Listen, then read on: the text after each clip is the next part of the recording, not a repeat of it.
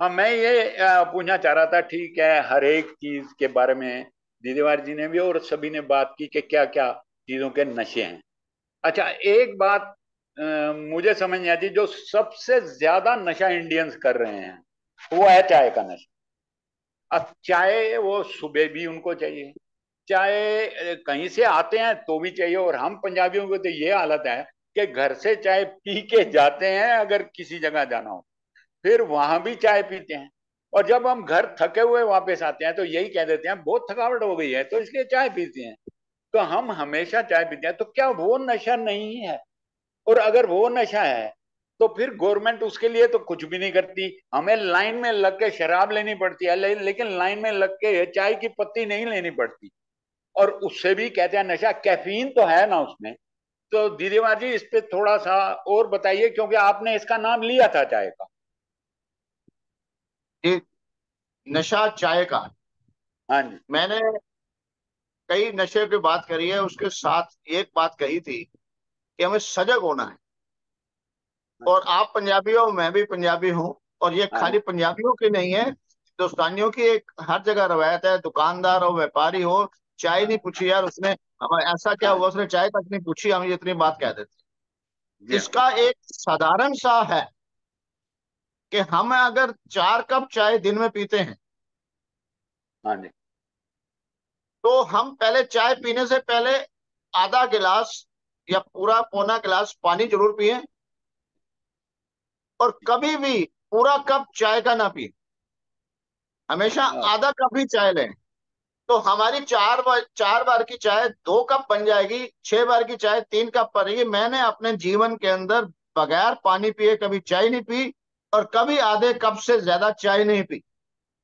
बहुत अच्छा। तो बहुत गुड। इससे हमारे को, ये हमारी जरूरत तो पूरी करेगी पर हमें नुकसान नहीं देगी। सबसे बड़ी बात है कि हम सोसाइटी के एक पार्ट हैं, सोसाइटी हमें ऑफर करती है, तो सोसाइटी को स्वीकार भाव से स्वीकार करना है। और कितना स्वीकार करना है इसका मालिक मैं हूं। स्वीकार नहीं करना है, स्वीकार करना है, पर कितना स्वीकार करना है। अगर हम मालिक बन के करेंगे तो हम किसी भी चीज के अडिक्ट नहीं होंगे, उसका सेवन तो करेंगे। हमारे लिए वो लाभदायक तो हो सकता है, हमारे लिए नुकसानदायक कभी नहीं हो सकता अगर हम हर चीज का करेंगे। मैं एक पंजाबी होते हुए पूरे चीज का सेवन करता हूँ, किसी चीज का परहेज नहीं करता। एक ही परहेज करता हूँ, कोई परहेज नहीं करता। पर जब तक मेरा शरीर और मेरा विचार उसको सहमति नहीं देता, मुझे कोई जबरदस्ती नहीं करा सकता। ये मेरे जीवन का उद्देश्य है। और इस आज 70 साल की उम्र के अंदर बिना दवाई के रह रहा हूँ और आपके सामने रह रहा हूँ। ये सिर्फ अगर स्वीकार भाव से अपने विचारों से खुद का स्वामी बन के करेंगे, तो हम जीवन के अंदर, हमारे को कोई नशा का हो ही नहीं सकता। हम नशे को सेवन, तो जिसको नशा बोलते हैं, जिसका हम सेवन कर रहे हैं वो नशा नहीं है, पर जो हमें सेवन करेगा वो नशा है। चाय अगर हम पी रहे हैं तो वो नशा नहीं है, चाय हमें तलब देकर जबरदस्ती पिला रहे पीनी पड़ रही है तो वो नशा है। वो नशा है, वो नशा। आनंद। धन्यवाद। आनंद। धन्यवाद। Thank you. Thank you. Surjeet Singh Dilewar ji ने सबको आनंद दिला दिया, तो आनंद भी नशा हो जाए तो बहुत ही अच्छा है। आनंद किस चीज में? तो सकारात्मक कार्यों में नशा है। कोई भी सकारात्मक कार्य, जैसे लाफ्टर एम्बेसडर कुलदीप राय जी ने हम लोगों को बहुत कुछ हंसने हंसने और हंसाने का गुर बताते रहते हैं। और यूथ भी जुड़े हुए हैं, प्रखर वार्ष्णेय हैं, इशाक खान जी हैं, आपके दिनेश इसमें कुशवाहा जी हैं। सबसे बड़ी बात यह है जी कि जब हमने शुरुआत में, जब सोसाइटी बनी, परिवार बना, समाज बना, तो समाज ने अपनी सुविधा के अनुसार एक नियम बनाया, एक कानून बनाया कि उस नियम के अंदर सारे रहें। समाज ने अपनी सुविधा के हिसाब से कानून बनाए, अदालत बनाई, सरकार बनाई। सरकार कभी समाज नहीं चला सकती। सरकार का उद्देश्य या कानून का उद्देश्य है कि जो सामाजिक व्यक्ति जो है समाज में रहते हुए उसकी उल्लंघना करेगा, उस पर कंट्रोल करना है। तो हमारे को समाज के अंदर सामाजिक लोगों का जो है उपदेश जो है मानसिक रूप से चेंज करना है। और समाज के अंदर हमने आज तक, मैंने अपने जीवन में नहीं देखा कि किसी को अगर सजा दे दी है और वो सुधर गया हो, मगर मानसिक रूप से उसका दृष्टिकोण बदल दो तो सुधर नहीं जाता, दूसरों को सुधारने में कर जाता है। तो सरकारों को हम एक नियम के अंदर तो वादे कर सकते हैं कि एक नियम बनाओ, जैसे ट्रैफिक रूल है। गली के अंदर बच्चे स्कूटर चलाते हैं, मगर ट्रैफिक के अंदर ऑन रोड जो है उसके अंदर एक नियम चलता है। तो सरकार से हम उम्मीद तो करें कि एक नियम बनाए, पर सरकार सुधार कर पाएगी? ये सुधार हमारे सामाजिक लोगों का उद्देश्य है। हम बच्चों के और स्वयं को समाज के विचारों से हम इन्हें दूषित ना होने दें, और विचारों से ही हम इन्हें प्रेरणा देकर इससे करें। जैसे पोल्यूशन है, गाड़ी है, खाना है, आज बर्गर है, तेज सब चीज खा रहे हैं, तो हम उनको अगर रोकेंगे तो बच्चा छुप के खाएगा। बच्चों के साथ हम कभी पिज्जा बर्गर थोड़ा सा खा लें, पर घर का खाना साथ खिलाएं। इसलिए बच्चों के साथ बैठना, और खाली बच्चों के साथ नहीं, पार्क के अंदर भी मैंने अपने जीवन के अंदर 40 साल की उम्र में जब था, तो मैंने 20 साल छोटों से बात करता था, जो नई जनरेशन की मुझे उपलब्धि मिल जाती थी, और अपने से 20 साल बड़ों के बैठता था कि उनका अनुभव मिल जाता था। तो हमें आज की जनरेशन में खुद जाकर पार्क में अपने से छोटे बच्चों के साथ बैठे, उनके साथ दोस्ती करें। आज की अपग्रेडेशन हमें मिलती है और हमारे विचार वो सुनते हैं। ये हमारा नियम है, ये हम अपने दायित्व को निभाएं। सरकारें तो कहने को करती हैं, सरकार आप और हम में से मिलती है। हम में से कोई बंदा सरकार में बैठता है, उसका असर कितना होता है हम सभी बताते हैं। सरकारों के बजाय हम स्वयं के अंदर अपने कार्यरत रहें, अपनी जिम्मेवारी, अपने दायित्व को निभाएं। आनंद आनंद। आनंद। दिनेश कुशवाहा जी जुड़े हैं, आज पहली बार जुड़े हैं, और उनके मन में कोई प्रश्न है तो यहाँ पर रख सकते हैं। जी, बहुत बहुत धन्यवाद जो आपने मुझे बोलने का मौका मिला, और आज आप सभी लोगों का तहे दिल से शुक्रिया। मैं कई दिन से ही लिंक को देखता था, लेकिन आज मौका मिला मुझे जुड़ने का।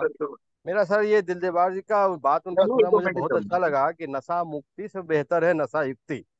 क्योंकि अभी तक ये सुनते आता था कि हमेशा सभी लोग कार्यक्रम मुक्ति के ऊपर चलते हैं, पर ये 100% संभव नहीं हो सकता है।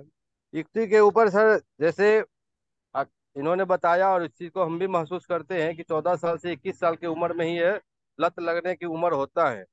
तो अक्सर क्या होता है कि जैसे हम सोसाइटी में, अपने घरों में जिनको नशे की लत है, पहले तो हमें, तो पेरेंट्स को होता है, और हम अनजाने में क्या करते हैं, बच्चे को मेरे लिए जाओ तम्बाकू ला दो, गुटखा ला दो, या कई दफे करते हैं। तो ये हम ही होते हैं जो अपने बच्चों को लत लगाने का भी एक जिम्मेवार होते हैं। दूसरी कारण जो है, हम इन जो 14 साल से 21 साल के बच्चों के हमारे घर में रोजमर्रा की चीजें जो होता है, तो हम अपने बच्चों के द्वारा ही ब्रेड के पैकेट ले आओ, दूध के पैकेट ले आओ, अन्य आदि इत्यादि सामानें ले आओ, और वो पास के परचून के ग्रोसरी की दुकानों पे ही वो बच्चा जाता है लाने के लिए। और वो ग्रोसरी की दुकानों पे, वहाँ पे गुटखा भी मिलता है, तम्बाकू भी मिलता है, सिगरेट भी मिलता है। तो इस चीज के सबसे पहले अगर यहाँ पर वो बच्चा जब देखता है, तो उसमें जिज्ञासा होता है कि अंकल या आंटी, ये मामा, ये क्यों ले रहे हैं, उसमें क्या होता है।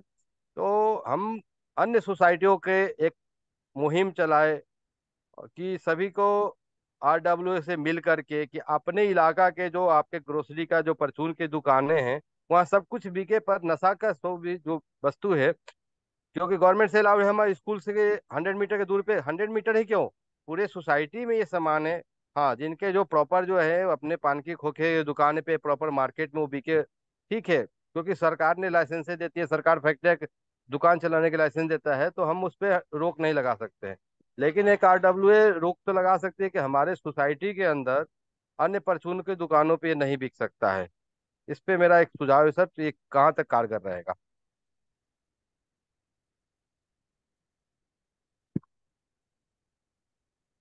जी हाँ, ये RW की बात करी है।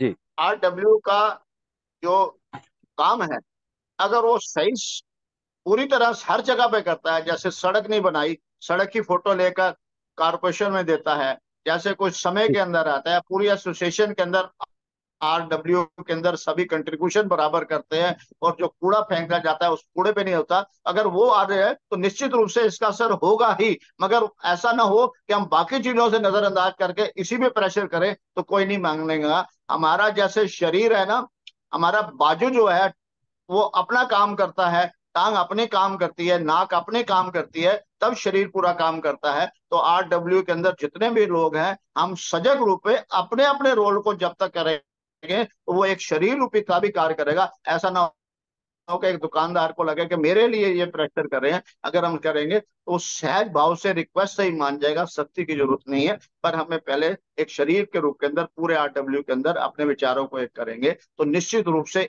एक से अनेक बनेंगे और अनेक से और अनेक बनेंगे। हम शुरुआत अपने यहाँ से करें, शुरुआत करना है तो हम आगे बढ़ेंगे। पहली क्लास में जब बच्चा एडमिशन लेता है तो वही 12th पास करता है, जिसने एडमिशन नहीं ली वो अनएजुकेटेड रहता है और 12th पास नहीं कर सकता। तो हम अपने से करें, मगर सभी चीजों पे करें। तो ऐसा ना हो कि प्लांटेशन तो लगा दिया, हमने केयर नहीं करी। तो हमने मंथली या एनुअली एक काम करें, रेगुलर RW के अंदर आपस में विचार करें, एक दूसरे घर में प्रति जो बात आया करेंगे तो निश्चित रूप से इसका असर होगा, होगा, निश्चित रूप से होगा, ये मेरा विश्वास। आनंद, आनंद। जी, जय हिंद सुरजीत सिंह देवार जी। मुझे लगता है कि दिनेश कुशवाहा जी सहमत होंगे इन विचारों से। जी, सहमत हूँ। जी, धन्यवाद। और राजेंद्र सिंह कुशवाहा जी, जो कि को ऑर्गेनाइज कर रहे हैं प्रोग्राम 7 जुलाई का, और अपने पिताजी स्वर्गीय राम वृक्ष सिंह कुशवाहा जी को ट्रिब्यूट देकर एक नया ट्विस्ट आ रहा है कि हम लोग अमृतकाल के सकारात्मक भारत में भी अपने पूर्वजों के दिवंगत आत्माओं के लिए प्रार्थना करेंगे, शांति की उपासना करेंगे। बहुत बड़े समाज सेवी हैं राजेंद्र सिंह कुशवाहा जी। सभी को जी, मेरा सादर नमस्कार। मेरा एक क्वेश्चन था, मेरे ख्याल से चरण आगे बेटे। आवाज आ रही है मेरी? आ रही। मेरा एक क्वेश्चन था माननीय विजन मिश्रा जी से कि ठीक है, आप लोगों ने सामाजिक स्तर पर तो ये नशा मुक्ति का बहुत चीजें, विजन मिश्रा जी इस वक्त नहीं है। विजन मिश्रा जी चलिए अभी अभी, हाँ, आप चलिए दिदेवार जी मेरा से पूछ। जैसे मेरा विचार ये है कि जैसे आप लोग सामाजिक स्तर पर नशा मुक्ति के लिए बहुत तरीके बताए, आप लोगों ने प्रयत्न किया, लेकिन एक्चुअली नशा मुक्ति का कानून क्या है? कानून कुछ है इंडिया में, या कोई स्टेट लेवल पर है, या सेंट्रल लेवल पर है, या संवैधानिक कानून भी कुछ है क्या? इसके बारे में जानकारी अगर हो तो आप लोग बता दें, या बाद में बता सकते हैं तो बाद में इसकी स्टडी करके कुछ डालें इसके बारे में। संवैधानिक कानून भी हम लोग को जानकारी होने चाहिए, क्योंकि गवर्नमेंट टैक्स वसूलने के लिए भी संविधान का भी कुछ, कानून का भी वो करती है टैक्स वसूलने के लिए। तो उससे, तो ये मैं रिक्वेस्ट करूंगा कि किसी को अगर नॉलेज हो तो थोड़ा छोटा आपने मोटा। विश्वास जी, आपने संविधानिक माना है तो संविधानिक नशा मुक्ति के लिए कितना भी हो जाए उसका असर नहीं हो सकता है, क्योंकि हम नशा में अपने घर में बैठ कर अगर शराब पी रहा हूँ, कुछ सेवन कर रहा हूँ, तो वो उसके लिए खुल है, तो उस पर कंट्रोल कैसे होगा? मैं सड़क पे नहीं पी सकता, ओपन नहीं पी सकता, गाड़ी में नहीं पी सकता, मगर घर में पी सकता हूं। तो संविधानिक इसमें किसी प्रकार का नशा मुक्ति नहीं हो सकती है। हमें खुद ही व्यक्तिगत रूप से, पारिवारिक रूप से इसका अध्ययन करना पड़ेगा। संविधानिक रूप पे रोड पे जाके हम नहीं कर सकते, मगर रोड पे जाने से पहले या मैं घर में ही रोज शाम को अगर किसी भी तरीके का नशा कर रहा हूं तो वहां पे संविधानिक नहीं होता। तो संविधानिक को हम छोड़ने के बजाय हम स्वयं को संविधानिक माने और अपने आप से ईमानदारी करें। और जो आदमी स्वयं से ईमानदार है वो नक्शा युक्ति है, वो कभी भी नशा के अंदर आ ही नहीं सकता है। हम स्वयं से ईमानदारी करें। हम स्वयं से ईमानदारी नहीं करते हैं, इसलिए हम दूसरों को सहारा लेते हैं, जो पल काल में नशा आ जाता है। अगर मेरे स्वयं में दृढ़ता है, मैं खुद पास हो जाऊंगा, मैं खुद ये कर लूंगा, मेरे स्वयं में क्षमता है, तो अगर स्वयं तो कभी भी किसी का सहारा नहीं लगेगा। उसे नशे जायसी वैसाखी की आवश्यकता ही नहीं है। जो आदमी अपने पैरों पर चलता है उसने कभी वैसाखी नहीं पड़ी। तो मानसिक रूप से हम अपने आप को दृढ़ करेंगे तो नशे की वैसाखी की आवश्यकता नहीं पड़ेगी। ये हमारे को करना है। संवैधानिक रूप से इसका कोई भी कितना भी सख्ती कर लिया जाए, कभी भी इसका ये रोग मुक्त नहीं हो सकता। ये मेरा अपना व्यक्तिगत आनंद, आनंद। जी हाँ, तो इस तरह से आज का कार्यक्रम जो है 12:30 से ऊपर हो गया है, और मैं दीपचंद माथुर जी को आमंत्रित करूंगा। दीपचंद माथुर जी, एक यूथ भी जुड़े हुए हैं, आशीष रंजन जी, जो पत्रकारिता के स्टूडेंट हैं, बिहार गया से जुड़े हैं, बोध गया से। ये तो भगवान बुद्ध के साय में ही ज्ञान प्राप्त कर रहे हैं। आशीष रंजन जी। जी हेलो, प्रणाम सर। जय हिंद। जय हिंद सर। सर मेरा प्रश्न ये है कि सर अभी मेरे ग्रामीण क्षेत्र में, अभी मैं एक सप्ताह पहले सर घर से आया हूँ। तो अभी देख रहे थे सर कि मेरे बगल में एक हाई स्कूल है गांव में, तो जिसमें सर हम लोग पढ़ते थे। और हाई स्कूल के पीछे में सर अभी छोटे छोटे बच्चे जो हैं वो सिगरेट लेकर के जा करके पीते हैं, तंबाकू खाते हैं, और कहीं ना कहीं वो एकदम वो, और क्या क्या चीज होता है सर वो सूंघने वाला, वो सब चीज वो लोग सूंघते हैं। तो सर इससे उन बच्चों को जो है वो कैसे बचाया जाए? कई बार हम लोगों ने कोशिश भी किया इस बीच में कि उन लोगों को उससे लत छुड़वाया जाए, लेकिन वो बच्चे मानते नहीं, उल्टे सर हम लोग को गालियां देने लगे। तो हम लोग फिर सर अपना साइड हो करके चले आए। तो उनको सर कैसे सुधारा जाए, नशे के लत से कैसे बचाया जाए? ऐसा है, मैं शहर में रहता हूँ, मैं गांव में गया नहीं, तो मुझे इसकी समझ नहीं आती। मगर जो उस समय पेरेंट्स हैं, इसको बच्चों को समझाने का एक बहुत अच्छा माध्यम मैं बताना चाहता हूँ सभी के लिए, कि बच्चा कहे जी वो मेरे पापा तो पीते हैं, वो अंकल पी लिया तो हमने पकड़ के पी लिया तो क्या बुराई है। तो हर चीज को बच्चों को, ये उसी का अंकल को जो पी रहा है, वो उसको ये ऐसा समझाए बच्चे को कि बेटा शादी करने की एक उम्र होती है, काम वही होता है। तो ये अब जब तुम 21 साल के हो जाओगे तब तुम्हारे को समझ आ जाएगी, तब करना। अभी बच्चों के अंदर जो तुम्हारे खेलने कूदने और पढ़ने की उम्र है, अपने समय में करना। उनको रोकने के बजाय उन्हें पेंडिंग डाल दीजिए, उससे समझ आएंगे। क्योंकि एक मानव की प्रवृत्ति है कि जिसको रोका जाता है उसमें वो क्रेज करता है। तो रोकने के बजाय पोस्टपोन की एबिलिटी बनाएंगे, तो वो अपनी उम्र में जब आएगा तो कर लेगा। अगर मैं भी कर रहा हूं तो मैं नहीं रुका, तो मैं जो दूसरे को रोकने का हक नहीं है, पर पोस्टपोन करके समझदारी देने के लिए किसी ना तरीके कर सकता। तो जो बच्चा 12th पास कर लेता है, इतना एजुकेट हो जाता है अपने जीवन के अंदर समझता है, तो ये पोस्टपोन की नीति कर जाए। सड़क की कहीं टुकड़ा उसको बीड़ी का मिल गया, सिगरेट का मिला या कुछ और मिला, तो लालसा तो आएगी ही। मगर हमें वहीं रोककर उसे इतना समझाया जाए कि बेटा इसको उम्र के बाद करना, अभी तेरी उम्र नहीं। उसे पोस्टपोन करने का तरीका बनाएंगे तो शायद वो बच्चा उस लत से बच जाएगा। आनंद, आनंद, आनंद।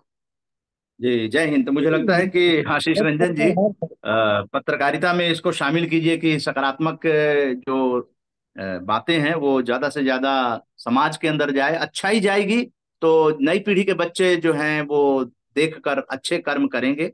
जितना ज्यादा प्रचार प्रसार अ, अच्छी बातों का करेंगे, उतना समाज में अच्छाई बढ़ेगी, तो नई पीढ़ी भी उसको एडॉप्ट करेगी। सम्मान दीजिए उनको जो सम्मान के लायक हैं।